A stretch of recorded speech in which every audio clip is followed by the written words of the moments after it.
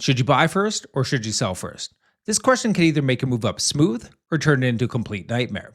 I've seen people lose the home that they love because they weren't prepared, and I've also seen people take on way too much risk trying to juggle two properties at the same time. If you are thinking about making a move in Kamloops this year, this decision matters more than you think. But before we get started, my name is Scott McDowell, and I run the Kamloops home team here at Royal LePage Westwind Realty.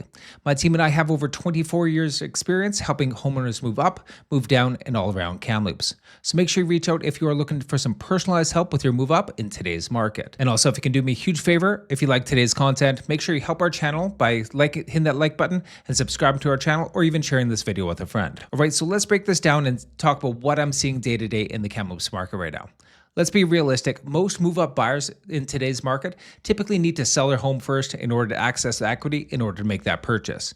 Very few people in today's market are typically in a position to buy first and comfortably carry two different homes.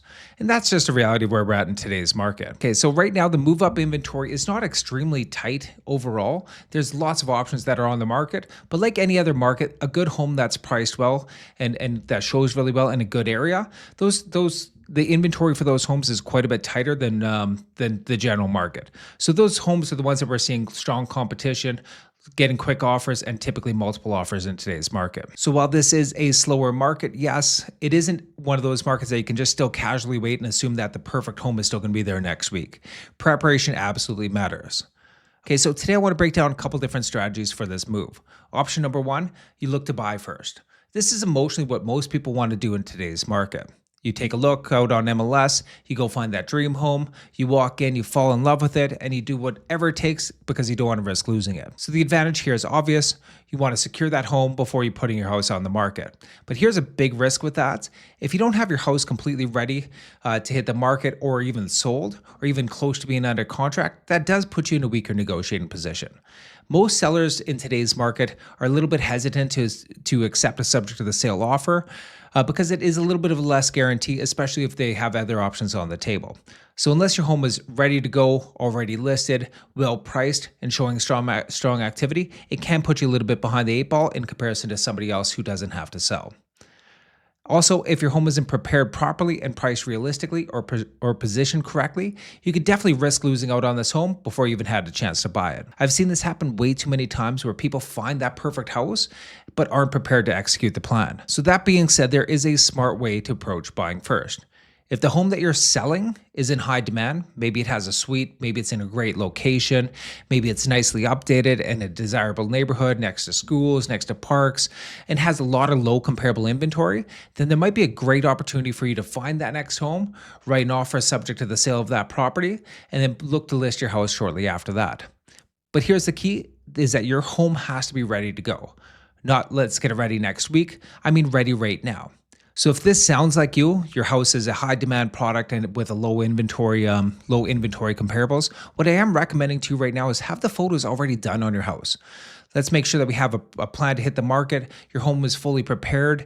We have a pricing strategy already dialed in. We already have some showing flexibility and a clear plan to launch the day that you find that house.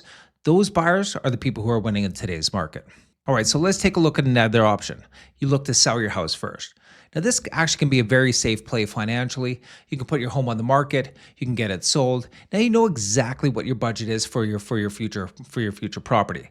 Now you also know the dates that you need to move out, and it can definitely remove some uncertainty. So there are many cases right now that I am recommending selling your home first, especially if it has a low demand kind of product and it could take a little bit longer to move. So maybe your property might sit for 30 days, 60 days, or maybe it might be a little bit more niche, or maybe it might be in a market where there's a lot of comparable inventory and it's a very competitive market. So selling first can protect you with your next move up or your move down. So here's the fear-based truth. There's nothing worse than finding that perfect next home and then realizing that your current home isn't going to get any showings, isn't going to sell as fast as what you want, and maybe not sell for as much money. That stress is avoidable by going to market first and knowing exactly what position you're in, what kind of timeline you have for your next purchase. So now there is a third strategy that not enough people are talking about. It's structuring the sale smartly.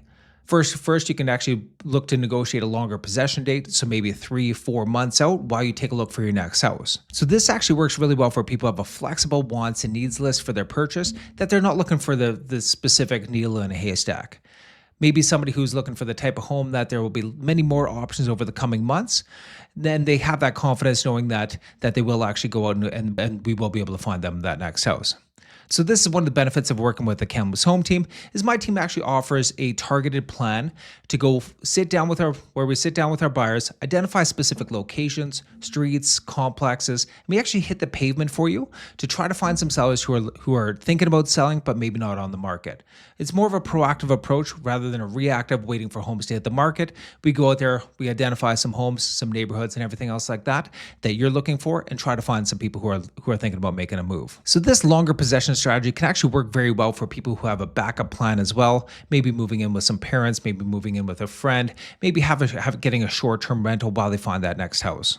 Typically, this buyer tends to be without kids, without pets, and has a little bit more flexibility. So the second option is we get a buyer who brings us an offer, and what we do is we actually add a condition in that contract for you to find your next house. Typically, this allows you about 30 or 60 days, whatever we tend to negotiate with in the offer, to find your next house. So this typically will work well if you have a very high demand house that you're looking to sell, or a very niche home that buyers are willing to wait maybe a couple months and wait for your specific house. If you have a house that there's many different options on the market, typically this won't work as well for you. So this strategy typically works well and is in high demand for people who have kids or pets, somewhere where there isn't as much of a backup plan.